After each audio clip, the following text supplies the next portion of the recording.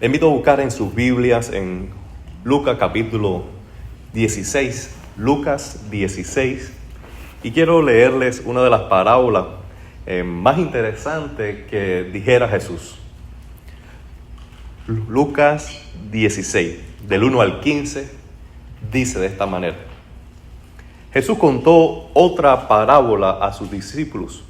Un hombre rico tenía un administrador a quien acusaron de derrochar sus bienes. Así que lo mandó a llamar y le dijo: ¿qué es esto que me dicen de ti? Rinde cuenta de tu administración, porque ya no puedes seguir en tu puesto. El administrador reflexionó: ¿qué voy a hacer ahora que mi patrón está por quitarme el puesto? No tengo fuerzas para acabar. Me da vergüenza pedir limosna. Tengo que asegurarme de que cuando me echen de la administración haya gente que me reciba en su casa. Ya sé lo que voy a hacer. Llamó entonces a cada uno de los que le debía algo a su patrón. Al primero le preguntó: ¿cuánto le debes a mi patrón? 100 barriles de aceite, le contestó él. El administrador le dijo: toma tu factura, siéntate enseguida y escribe 50. Luego preguntó al segundo: ¿y tú cuánto debes? 100 bultos de trigo, contestó. El administrador le dijo: toma tu factura y escribe 80. Pues bien, el patrón elogió al administrador de riquezas mundanas por haber actuado con astucia. Es que los de este mundo, en su trato con los que son como ellos, son más astutos que los que han recibido la luz. Por eso les digo que se valgan de las riquezas mundanas para ganar amigos, a fin de que cuando éstas se acaben, hayan quienes los reciban a ustedes en las viviendas eternas. El que es honrado en lo poco, también lo será en lo mucho. El que es íntegro en lo poco, también lo será en lo mucho. Por eso, si ustedes no han sido honrados en el uso de las riquezas mundanas, ¿quién les confiará las verdaderas? Y con lo ajeno no han sido honrados, ¿quién le dará a ustedes lo que le pertenecen? Ningún sirviente puede servir a dos patrones. Menospreciará a uno y amará al otro, o querrá mucho a uno y despreciará al otro. Ustedes no pueden servir a la vez a Dios y a las riquezas. Oían todos los fariseos, a quienes le encantaba el dinero, y se burlaban de Jesús. Él les dijo: ustedes se hacen los buenos ante la gente, pero Dios conoce sus corazones. Desen cuenta de que aquello que la gente tiene por gran estima es detestable delante de Dios. Es una parábola extraordinaria. Yo creo que es una de las más interesantes de Jesús. Jesús está contando esta parábola para sus discípulos. Cuando nosotros leemos el contexto anterior en Lucas capítulo 15, es una conversación que Jesús está teniendo con los escribas y fariseos que están acusando a Jesús que come con gente de mala vida, con pecadores. Y entonces Jesús le dirige a ellos tres parábolas: el hijo perdido, la moneda perdida y la oveja perdida. Luego de terminar estas tres parábolas dirigidas a los escribas, a los fariseos, sus acusadores, defendiendo el punto en que Él vino al mundo precisamente a buscar lo que se había perdido, y que más gozo hay en el cielo por un pecador que se arrepiente que por 99 personas que se creen justas y que no necesitan arrepentimiento. Luego de dejar eso claro, se vuelve a sus discípulos y les da esta parábola. Yo creo que aún están escuchando sus acusadores, pero Él sabe que estos fariseos que los están acusando a Él de asociarse con pecadores tienen simplemente una apariencia de santidad. Y ellos se consideran tan justos y tan buenos que no pueden asociarse con gente tan pecadora como las que se asocia a Jesús. Sin embargo, Jesús se vuelve a sus discípulos mientras los demás los escuchan, y entonces va a declarar que estos mismos que presumen de piedad, por dentro aman más la riqueza que Dios. Están más aferrados a las cosas terrenales que las eternas. Y que su Dios no es Jehová, como ellos dicen, que sino su Dios son sus placeres terrenales inmediatos. Y entonces está lanzando esta parábola.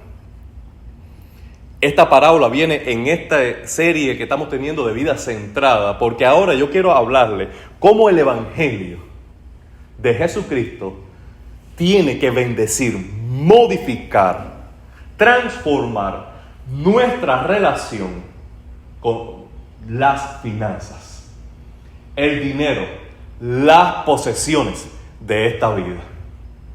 Es interesante para mí que en todo el Nuevo Testamento la referencia que hace Jesús acerca del dinero propiamente es más que la suma de las conversaciones que tuvo Jesús acerca del cielo y del infierno juntos. Si ustedes buscan los mensajes de Jesucristo, hay más referencia a asuntos financieros, a carreras y profesión, que a los asuntos que Él propiamente declara específicamente acerca del cielo y del infierno. ¿Por qué? Porque aunque Él viene del cielo, Él viene a salvar al hombre que vive en la tierra y viene a traer el reino de Dios con implicaciones para la vida terrenal inmediata. Porque aunque nosotros somos salvados para tener una casa en el cielo, tenemos una vida celestial que vivir aquí y ahora, relacionándonos con las cosas terrenales. ¿Me siguen? Por eso el evangelio que recibimos del cielo debe afectar cómo vivimos ahora, aquí en la tierra. Y gran parte de nuestra vida está orientada en conquistar, comprar, poseer, administrar. Y a veces es todo lo que tenemos como meta en la vida. Y Jesús viene a refrescarnos de cómo debemos relacionarnos con las finanzas, cómo debemos relacionarnos con las cosas materiales.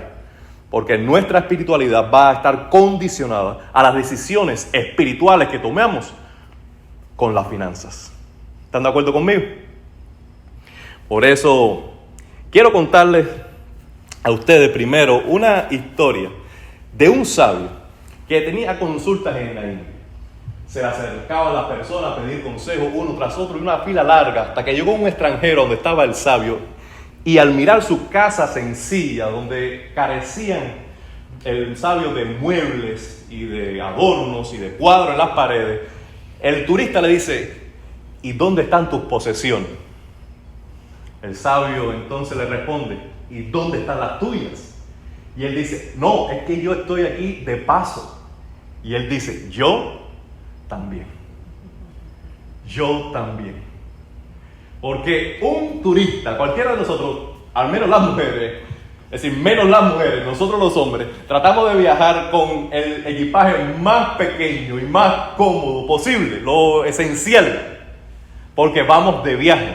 Sabemos que nuestra casa la dejamos detrás y estamos de viaje, estamos de pasada, y llevamos lo esencial para el viaje. Bueno, la Biblia nos dice que nosotros somos peregrinos, somos extranjeros en esta vida. Nuestra casa, ¿dónde está? En el cielo, y estamos aquí de pasada. Sin embargo, aunque estamos de pasada, somos como algunas mujeres que llevamos la casa en el maletín. Queremos poseer y poseer y poseer y almacenar y almacenar y almacenar. No, este es mi momento, después me la cobran en la casa, pero ahora me la desquito. ¿No es cierto?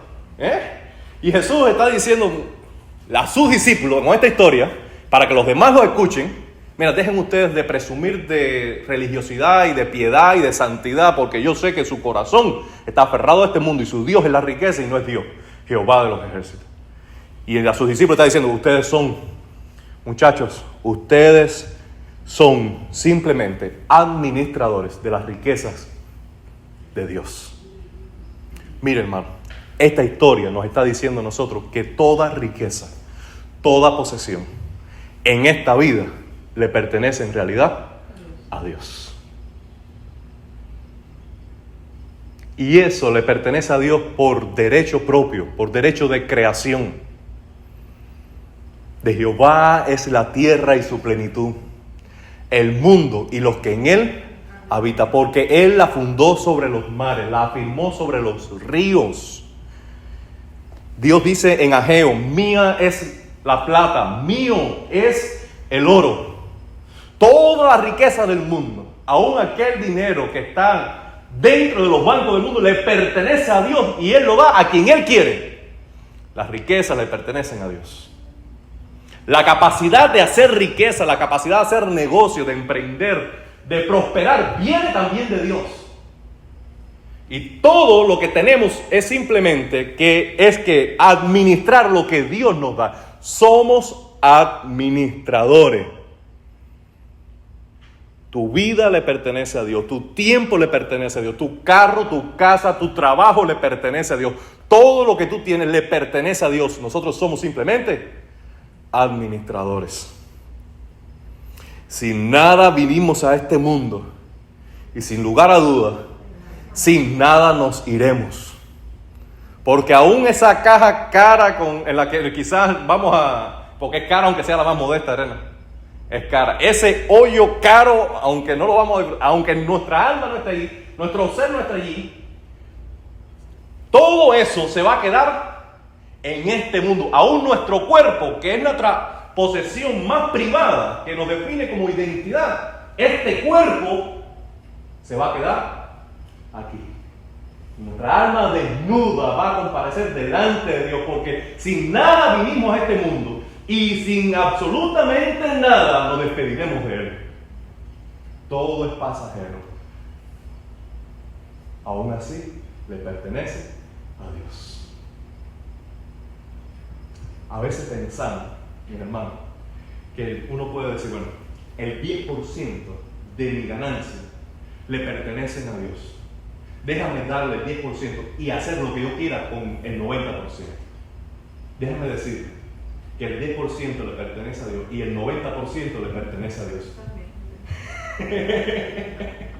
No es que tú vas a decir que el 10% le pertenece a Dios y yo con el 90% puedo derrocharlo en alcohol porque es mío. No, porque Dios decide cómo tú gastas también el 90%. ¿Es cierto o no? Porque todo le pertenece a Dios.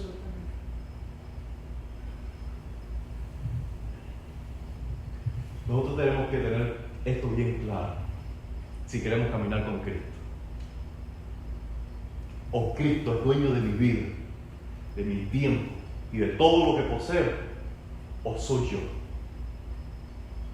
Y creo que el proceso de la vida cristiana es redescubrir más y más la soberanía de Dios, que Dios es Rey, Él es el soberano, a Él sea toda la gloria, a Él debe rendírsele todo el honor, todo el homenaje y todas nuestras posesiones. Dice el Proverbio 3, honra a Jehová con tus bienes. Así que todo lo que tenemos le pertenece a Dios. Somos simplemente administradores. Administradores. Eso es lo que nos está enseñando la parábola, porque el administrador no podía disponer de los bienes de su amo, porque no eran suyos. Y la acusación que estaban presentando en contra suya es que él, algo que le pertenecía a otra persona, lo manejaba para intereses propios, como él creía. Porque en algún punto perdió de vista que lo que tenía no era de él, sino que le pertenecía a otro. Y nos pasa lo mismo a nosotros. No debemos caer en la misma falacia de este mundo. Servir a Dios, tener nuestra vida centrada en Cristo, es recordar cada instante que cada suspiro de vida le pertenece a Dios. Entonces, si le pertenece a Él, la siguiente verdad es que cada uno de nosotros daremos cuenta un día de lo que poseímos, de cómo lo administramos. Sí, tú puedes gastar tu juventud, tu fuerza, energía, tiempo, recursos, carrera, habilidad intelectual, emocional. Tú puedes gastar las cosas como tú quieras. Dice Eclesiastés que, joven, persigue los deseos de tu corazón, va tras del placer de tus ojos, pero recuerda sobre todas las cosas que darás cuenta a tu Creador. Es decir, tú puedes hacer con tu vida lo que tú quieras, todas las cosas me son lícitas, pero no todas convienen, porque de todas daremos cuenta a Dios. Dice la palabra del Señor que nosotros está dado a los hombres, a todos los hombres, que mueran una sola vez y después de la muerte, el juicio. La palabra en hebreo también nos dice que un día cada uno de nosotros estará delante del Creador ante Él, ante su mirada, todos permanecemos desnudos. ¿Qué quiere decir eso? Que no hay manera de esconder nada. No hay manera de conquistar, de persuadir a Dios a través de la apariencia. Su mirada penetra a lo profundo del alma, aún hasta las intenciones y los pensamientos de nuestros corazones. Y ante un Dios que es santo y un Dios que nos conoce en lo íntimo, ante ese Creador daremos cuenta no solamente de la oración o la lectura de la Biblia, sino cómo administramos, cómo nos relacionamos con las cosas terrenales, mundanas, nuestra posesión. Nuestra posesión. Daremos cuenta de eso. La siguiente verdad que comparto con ustedes es que debemos ser sagaces, astutos en cómo administramos los bienes materiales a fin de producir riquezas espirituales. Aquí está la llave que descifra, que abre el cofre de esta parábola. Porque nos es difícil comprender cómo un personaje negativo, Jesús, lo está usando en una parábola para darnos una enseñanza positiva. La clave de la parábola está en esto, en que cuando el hombre se vio despedido, él buscó los deudores e hizo algo peor. Y fue estafar más a su maestro, a su señor, diciendo: ¿cuánto te debe? 100 con 80. ¿Cuánto te debe? 10 con 5. Pero cuando su amo lo vio, lo elogió. ¿Pero por qué lo elogió? Porque estaba haciendo bien. ¿Por qué fue lo que elogió el amo? Que estaba haciéndolo bien. Su astucia, su inteligencia, su perspicacia, su inteligencia para salirse, para administrar algo de una manera que produjera un fin deseado para él. Y entonces es un ejemplo negativo para enseñarnos una verdad positiva. Y esta es la explicación que da Jesús de la parábola. Los hombres malvados de este mundo son sagaces para administrar las cosas terrenales. Y esa sagacidad debemos usarla nosotros también para, administrando las cosas terrenales, produzcamos riquezas espirituales. La motivación del hombre carnal es hacerse rico para su propio placer, para su propia gloria, para su propio bienestar, egoístamente. Pero la motivación del Hijo de Dios, lo que hemos recibido la luz del Evangelio, es administrar los asuntos materiales para producir bienes espirituales, riquezas espirituales. ¿Y cómo se ve esto en la práctica? Bueno, en primer lugar, debemos nosotros, al relacionarnos con las riquezas de este mundo, priorizar la devoción a Dios antes que las riquezas. Conocí mi barbero en Cuba por muchos años, fue Armando. Todos le decíamos cariñosamente Armandito. Él conoció a Jesucristo. Cuando conoció a Jesucristo, su vida cambió por completo. Y una de las cosas que cambió radicalmente es que él comenzaba entonces a abrir su barbería a las 10 de la mañana. Porque él dedicaba las primeras horas a leer la Biblia y a orar. Y era curioso, cuando yo llegaba a su casa, porque velaba en su casa, tenía una fila y la gente no se iba. Y todos sabían que él estaba leyendo su Biblia y orando. Y la gran parte de su clientela no eran cristianos. Pero él decía: no, yo tengo que invertir en lo espiritual. Puede ser que alguien se vaya, puede ser que pierda un cliente, pero yo estoy invirtiendo en lo espiritual. Y yo me pregunto, ¿qué decisiones debemos tomar nosotros?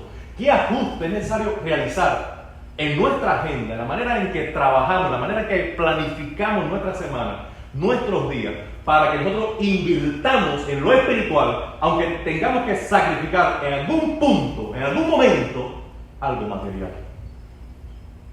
Ya sea dinero, ganancia que se debe de producir, o descanso, o tiempo de recreo. ¿Qué debemos nosotros sacrificar para invertir en lo espiritual, para producir riquezas eternas. ¿Me siguen?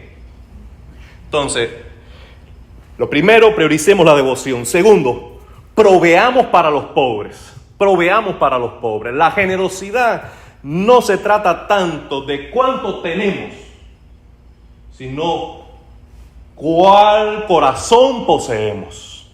Hay personas que tienen muy poco, pero lo que tienen lo dan todo con alegría. Y hay otros que poseen mucho y su corazón está cerrado como un candado. Porque la generosidad se trata no de lo que uno posee, sino del corazón, la calidad del corazón.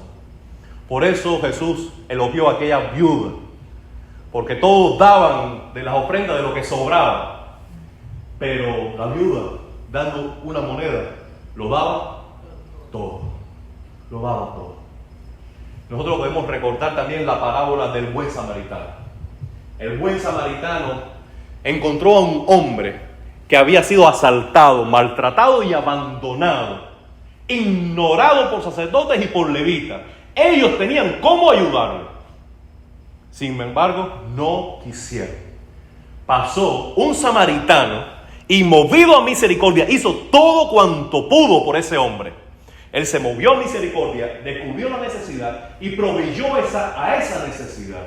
Pero lo primero que lo movió fue su corazón, movido a misericordia, movido a compasión. Él no pudo dar lo que no tenía, pero de lo que tenía, compartió. Y si nosotros queremos administrar las cosas materiales de manera que produzcamos riquezas espirituales, debemos enfocarnos también en la necesidad del pobre. Dice Efesios capítulo 4, creo que en el versículo 29, el que robaba, no robe más, sino que trabaje para que tenga que compartir con aquellos que tienen necesidad. Ahora, aquí vemos lo transformador del Evangelio. Toma a alguien que es ladrón para que trabaje.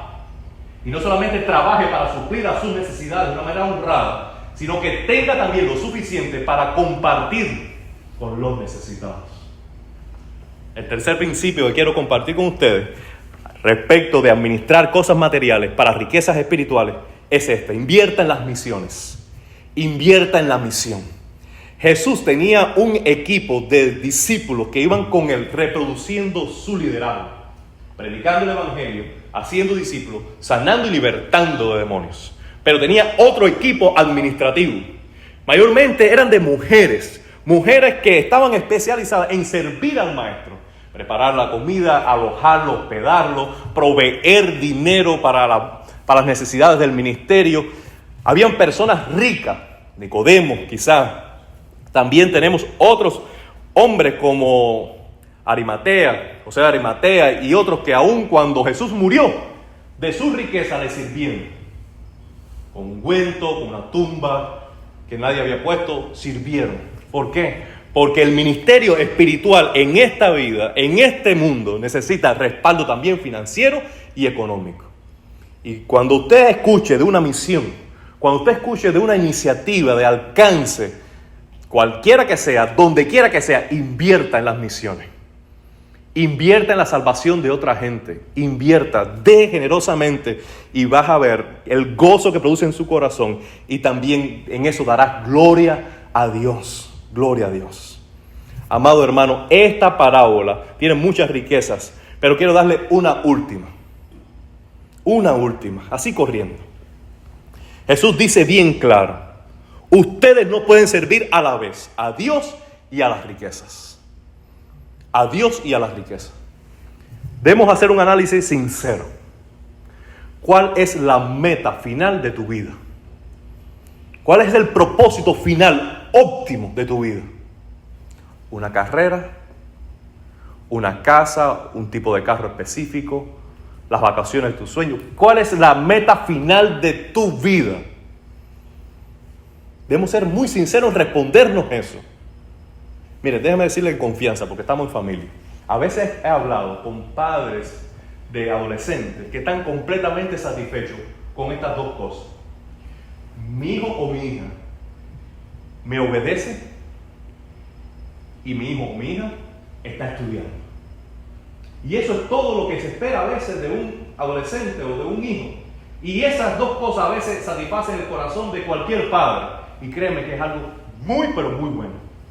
Pero con esa idea solamente estamos transmitiendo lo siguiente. La meta final de la vida es tener una buena relación, es que me obedezcan a mí y es que le vaya bien con una carrera.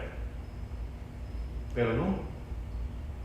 Nosotros sabemos que hay metas espirituales que están por encima de estas cosas terrenales. Sí o sí. Que hay cosas más importantes que tener una buena carrera. Aunque esto es muy bueno.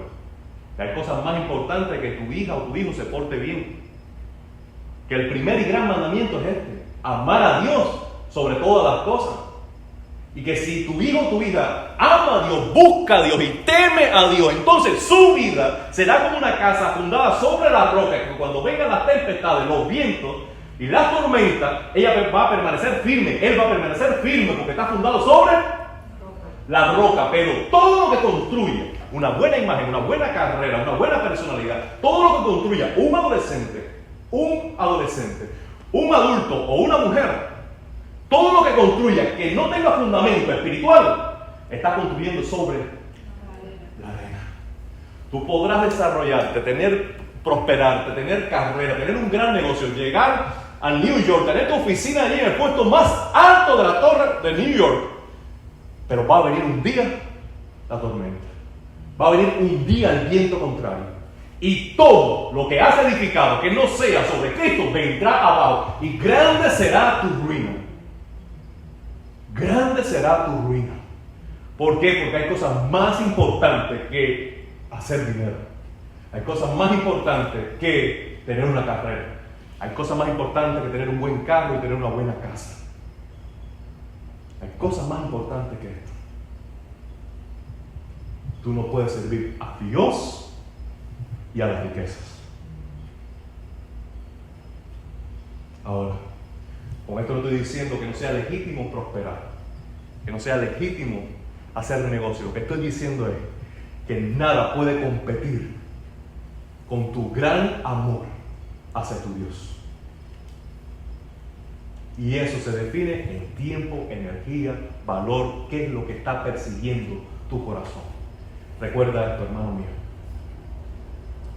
¿Dónde está tu tesoro? Allí estará tu corazón. Si tu tesoro está en las cosas terrenales, si tu tesoro está en almacenar, en poseer, en comprar, en tener, allí va a estar tu corazón. Pero recuerda que todo le pertenece a Dios y somos simplemente administradores. Por tanto, lo que Dios nos da, la dádiva de Dios, no puede competir nunca con el dador y no puede tomar nunca el lugar del dador. No se puede servir a Dios y a la riqueza. Amado hermano, mi oración es que el Evangelio en esta noche, una vez más, nos renueve la mente y nos reenfoque a tener una vida centrada en Cristo, mirando a la eternidad. Le dejo una última historia.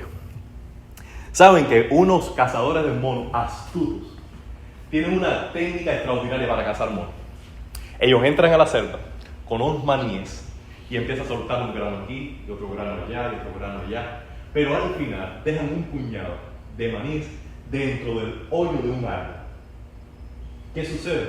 Que llega el mono y se pone contento con un grano, con otro grano, con otro grano. Y cuando llega al árbol y ve el puñado, le brillan los ojos. Entonces extiende la mano, mete la mano por el hoyo, atrapa el maíz y no puede sacar la mano. Y ahí llegan los cazadores y lo atrapan. Ahora, lo que no sabe el mono es que queda completamente liberado si suelta. Pero no lo suelta. Y al no soltarlo, pierde la vida. Amado hermano, suelta. Por favor, suelta. Suelta lo que te ate a esta vida. Suelta lo que te ate a este mundo. Suelta lo que te pone tu alma en peligro. Tu vida en peligro. Suéltalo. En el nombre de Jesús, suéltalo. Suéltalo. No te ates. Tú solo estás atándote de pies y manos tu afán, tu ansiedad, tus temores. Suéltalo, por favor, en el nombre de Cristo, suéltalo. Lo que te lleva a una vida lejos de Cristo. Suéltalo. Be free. Sé libre en el nombre del Señor.